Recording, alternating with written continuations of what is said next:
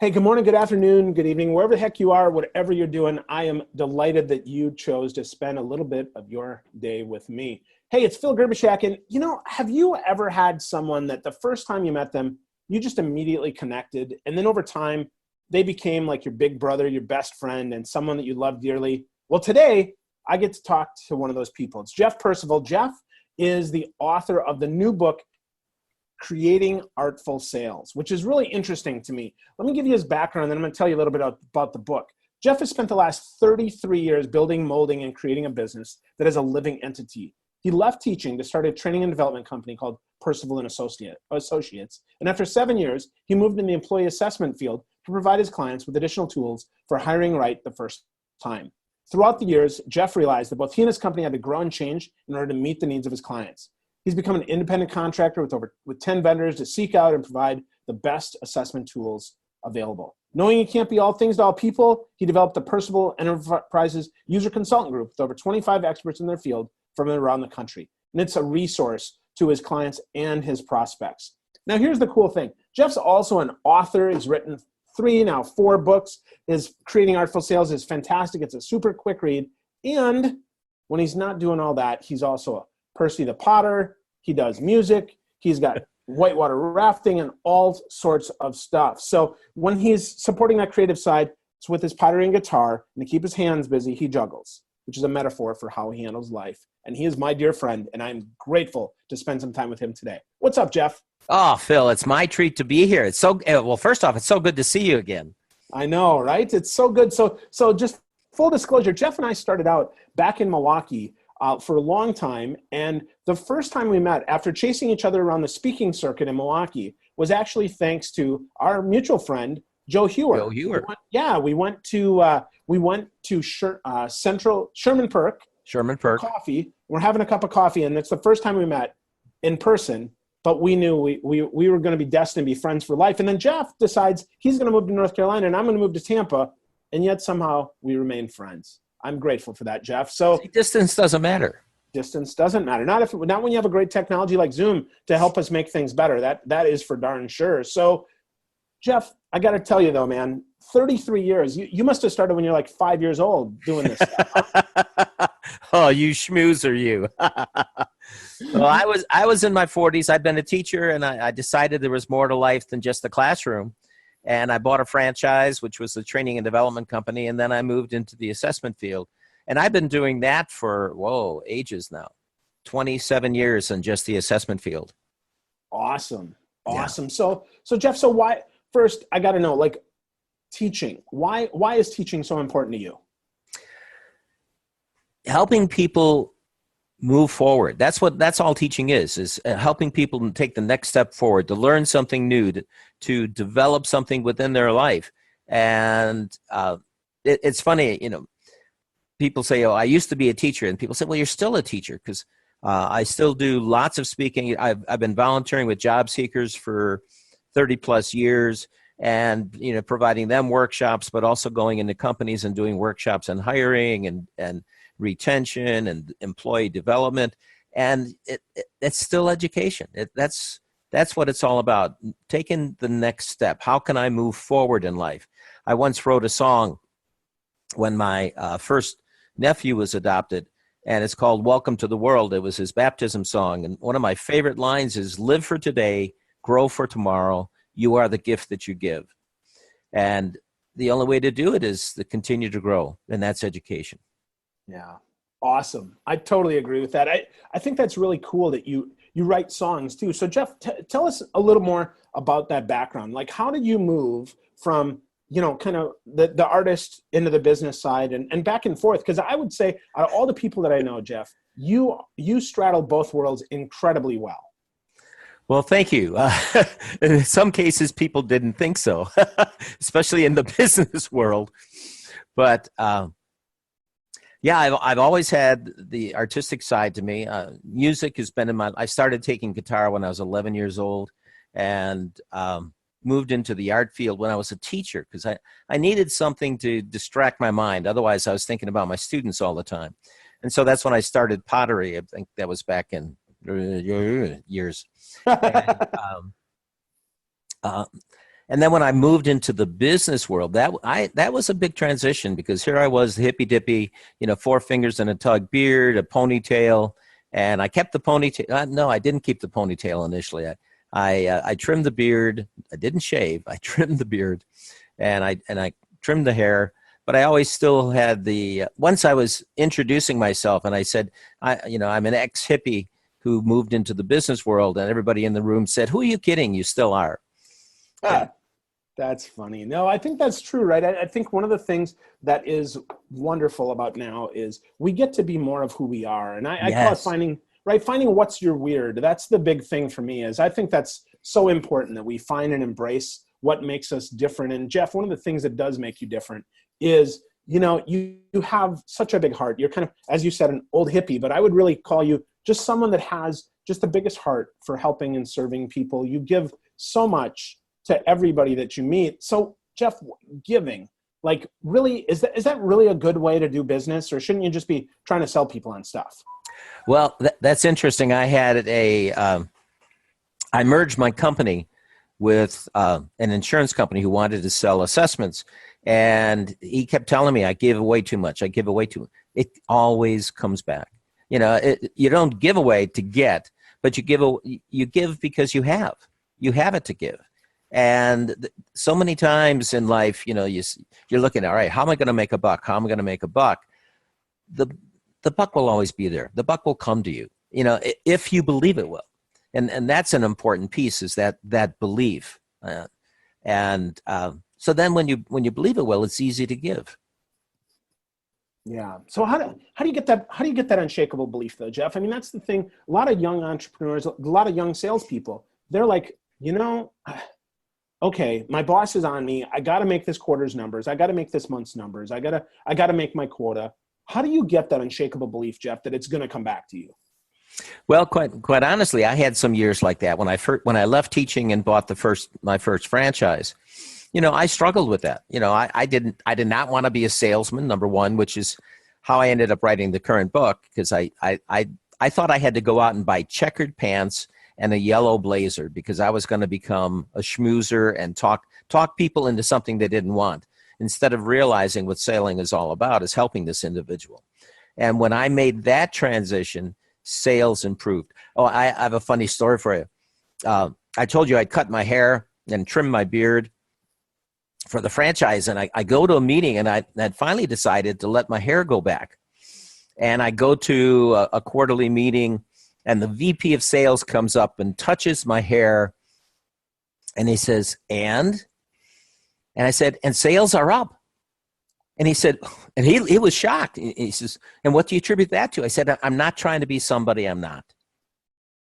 You have to be congruent. You have to be who you are. And once I realized that and allowed myself to truly express myself as I am, life has been wonderful. Yeah, that's great, Jeff. I totally see that being true. I mean, the sooner we can embrace who we are, and the sooner we can be comfortable in our own skin and recognize that ultimately, I mean, really, we're all in sales. Yes. We're all salespeople. It doesn't matter your position. And for those of you who are listening to this and saying, Black, I don't want to hear that, replace the word sales with service and recognize really that's what we're here for. That's what selling is. Selling is providing a service to someone who needs it. It is not forcing some used car salesman crap at someone that doesn't need it, not even a little bit. Well, when I realized, and I went through that with my first franchise, when I realized that as a teacher, I was a salesperson. I was selling them that these ideas are going to help them in life. I just wasn't asking for the money, but selling them that this is going to be important to them, and that they actually would take the time to learn it and would use it in their life ahead. Yeah, absolutely. I think that's so key. And that's the beauty of teaching when you teach from a servant's heart, is that you recognize that opportunity is always there. It's always present to change someone's life. Often it starts, though, with the attitude, Jeff. And I love that in your book, Creating Artful Sales, that you talk about that first. So let's talk first about that attitude of sales.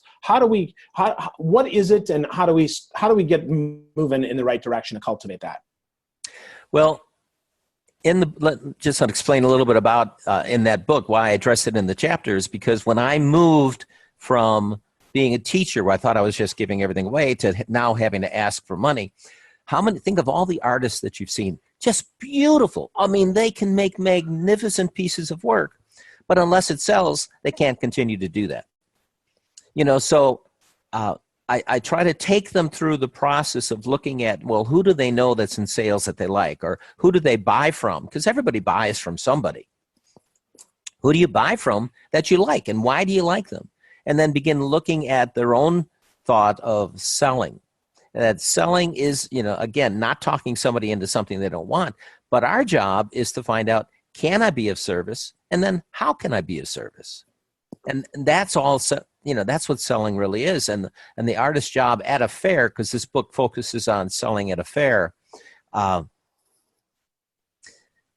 you've got people walking up to you, and you're not trying to, again, chase them away by talking to them. You want to be of service and say, all right, let's talk about colors. Let's talk about texture. Let's talk about this. So you're not talking about selling them anything. You want to find out, what do they like in the art field? I was, and this is years ago, and this is back in Milwaukee at the, not the Lakefront Festival of the Arts, but the arts by the Arts Center.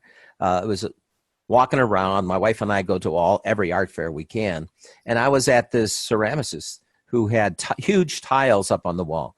And there was nobody in his booth except for one person who was standing with his arms folded, looking and staring at this one piece of work.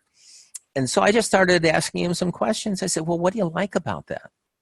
And which colors do you like? And then I said, well, what room do you see this in? And he kind of looked at me strangely. And I said, well, and then he said, I have a brand new house. Every wall is bare. He says, this could go in all kinds. And then all of a sudden the artist came in. He said, man, I don't know who this guy is.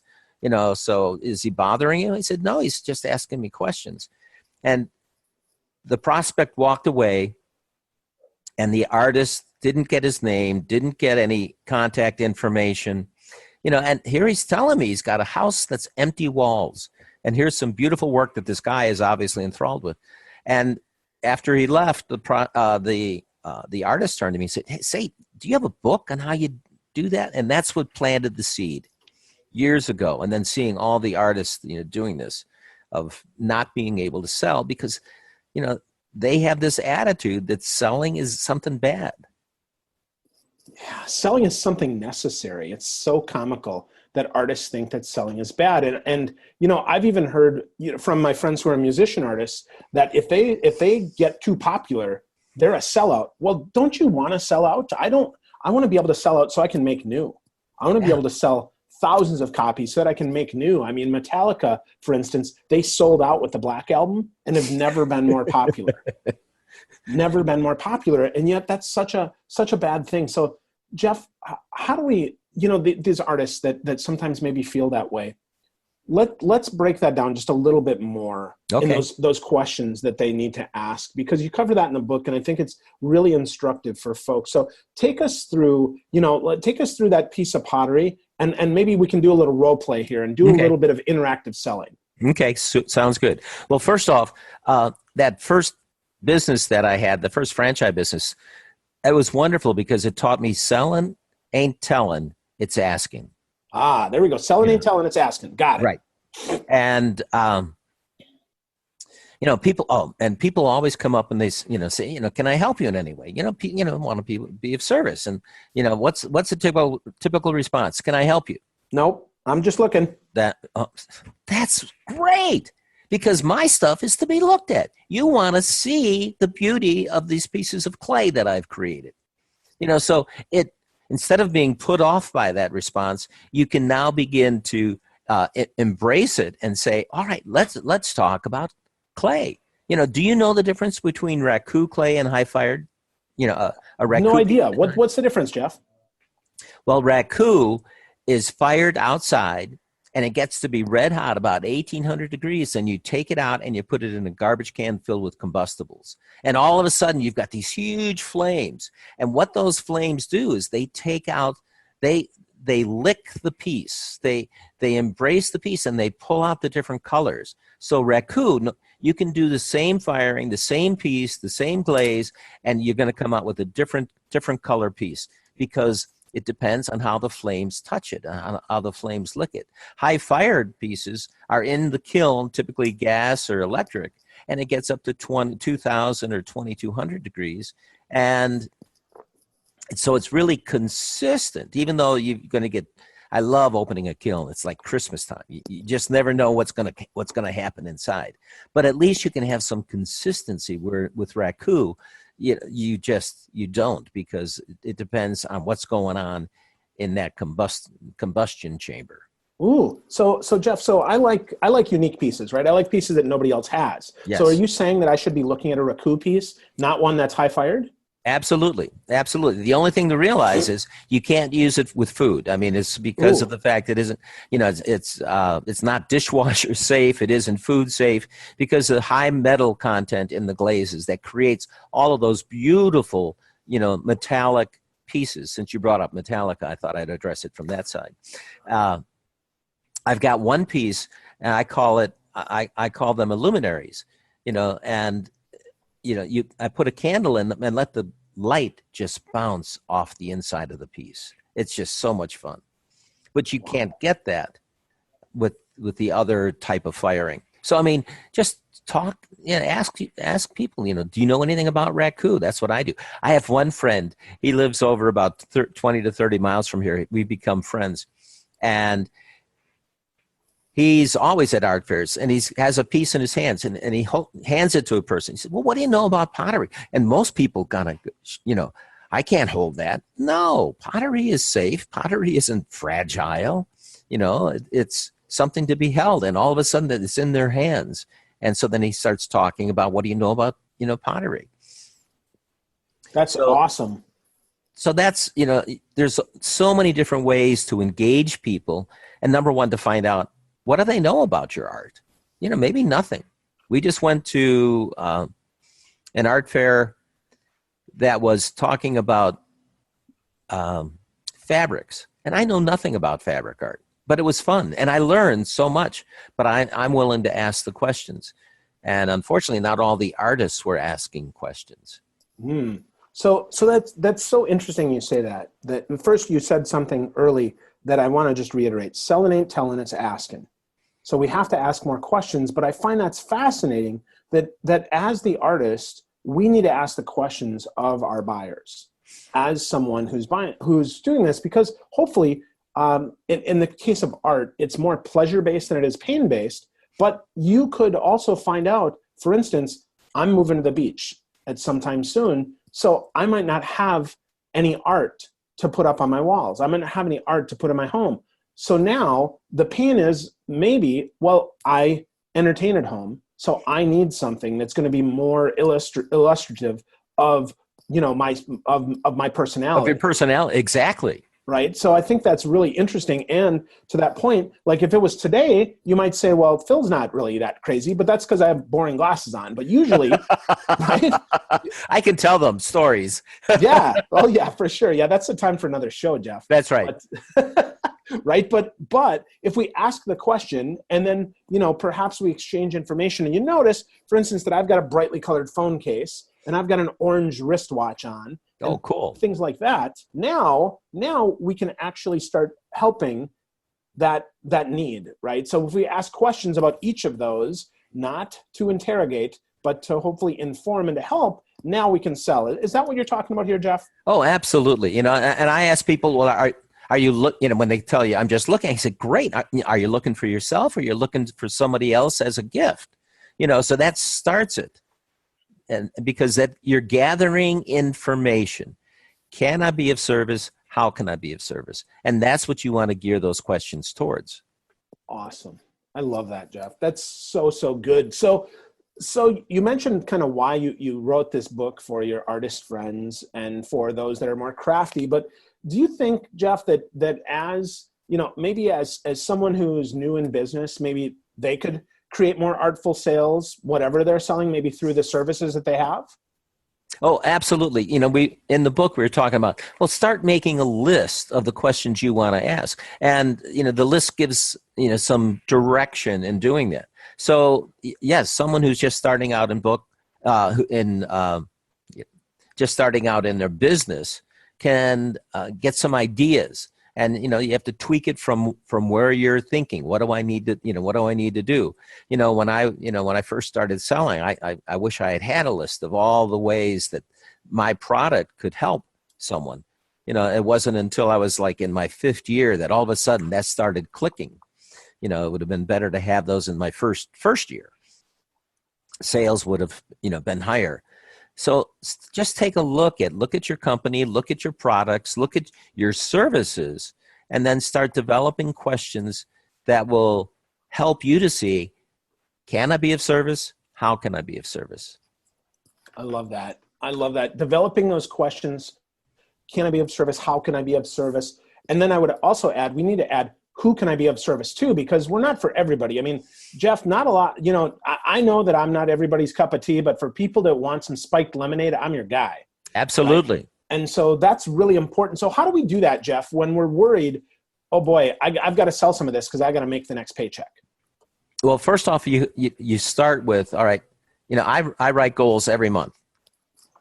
Yesterday I wrote down, how many sales I'm going to have and how much money's coming in. And because I learned that in my first business as well. You can't live on just sales because I've got costs to those products. So it's like, all right, how much profit do I need to have come in? And so I write goals for each of those. The dollar sales and the dollars in, because things don't always come in the same month that they're sold. Yeah. So I know my budget.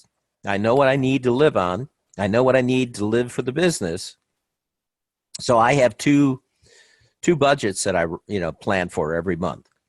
And it's just that helps you to feel confident you're definitely going to be meeting to crack the nut.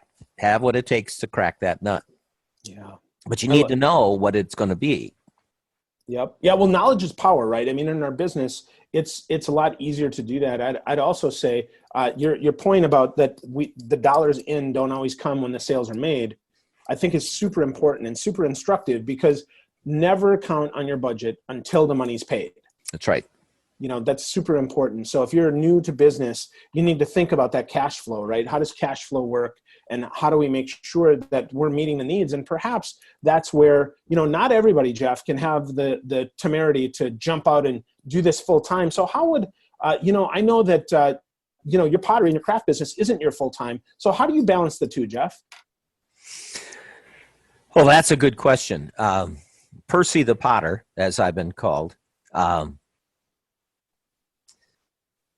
I consider that my therapy, but I love selling my pieces. I love doing the work, and it helps me to, as I said earlier, I got into it to help me to focus on something different, to clear the mind.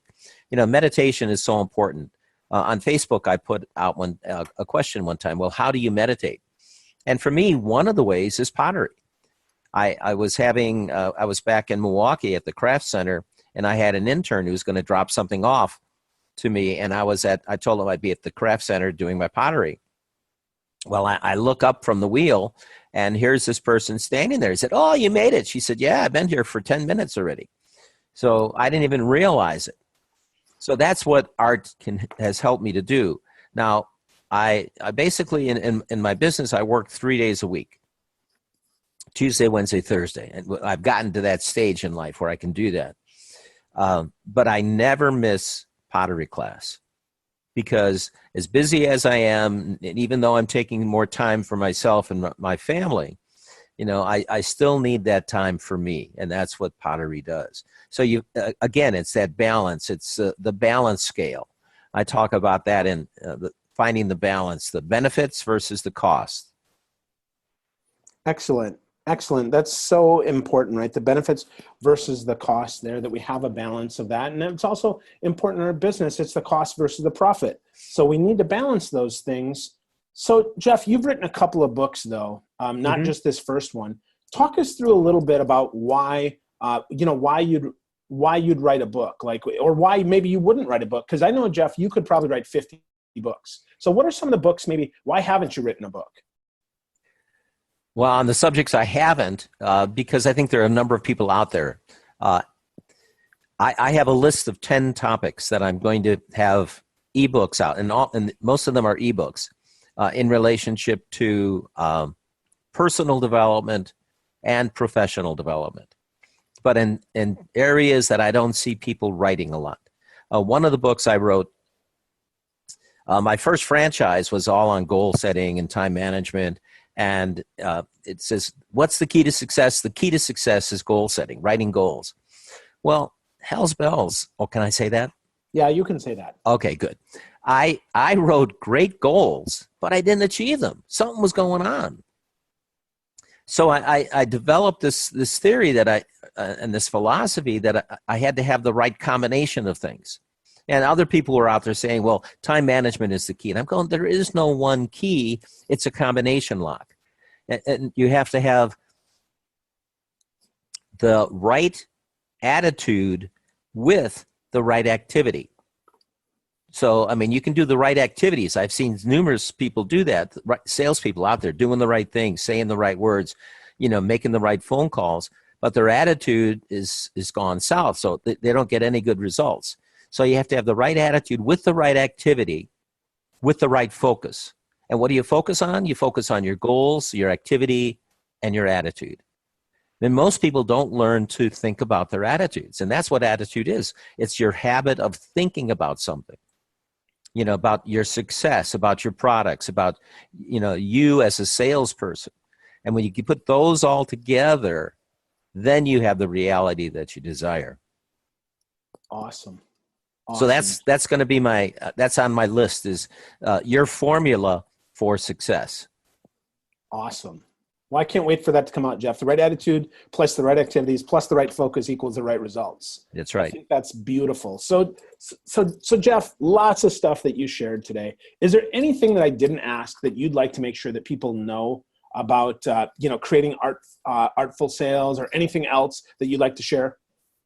Well, you need to look at yourself. You need to start and say, all right, who am I? And that thing that I was mentioning before, don't try to be someone you're not. When I started letting my hair grow back, now it's short again. But, when you let your true self come out, you become magnetic. And when you keep your attitude in check, you become magnetic. And that's what you want to see yourself. I see myself as a success magnet. I'm attracting success to me. A lot of people, once they start doubting themselves, who's your worst critic? Me. Yeah. Me. Yeah, exactly. You have to, learn to put that in check and say, all right, I'm not perfect, but I do some good stuff, and think about the good things that you do. Again, you become more magnetic. And, back in Boy Scouts, we used to have all these little activities that we do. And what happened? Well, yeah, you were in scouting. Yeah. When you take two nails, you bend them, and you wrap a copper wire around them, and you attach it to a battery. What does it become? It's a magnet. Yes, it's a magnet. We have a chemical electric battery up here in our head, and when we get those juices flowing, we can become magnetic.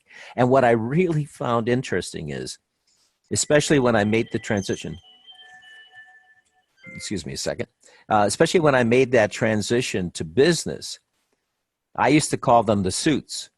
The suits are attracted to me because I don't live the traditional business life, and I think they like the fact that I'm more alternative, and I'm magnetic to them because they want to have that alternative side to themselves. Absolutely.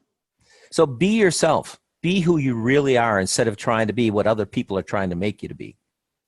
I think that's probably the most important thing in life. Yeah. I love that, Jeff. The sooner we realize that, the sooner we can focus on being more of ourselves. To say what my buddy Steve Farber says, right? The more that we can be more you, the more that we get to be you more. Yeah. So really important, Jeff. And you're definitely one of those people that I look up to when I think about, having a strong personal brand and living in alignment with their values and who they are. So Jeff, if people though, if they want to get more connected to you, they want to learn more from Percy the Potter and want to learn more about creating artful sales, where would you send them? How would they best connect with you, Jeff? Well, they can connect with the books by going to store.bookbaby.com and then just type in my name, Percival, and all of my books will show up. Awesome. If they had questions for me, they can just call me direct at 828-691-1255. That number again, sir. 828-691-1255. Or they can email me at jeff.percent@gmail.com. Wow. Always reachable, always giving, always sharing, Jeff. Thank you so much for helping us create some artful sales today. I hope your book sells millions of copies because we all need it, regardless of where we are. We all can use more artful sales, Jeff. I love you, brother. Thank you for being with me today. Love you too, Phil. Thanks so much. I appreciate it. My pleasure. Thank you. Talk to you soon. Talk to you soon.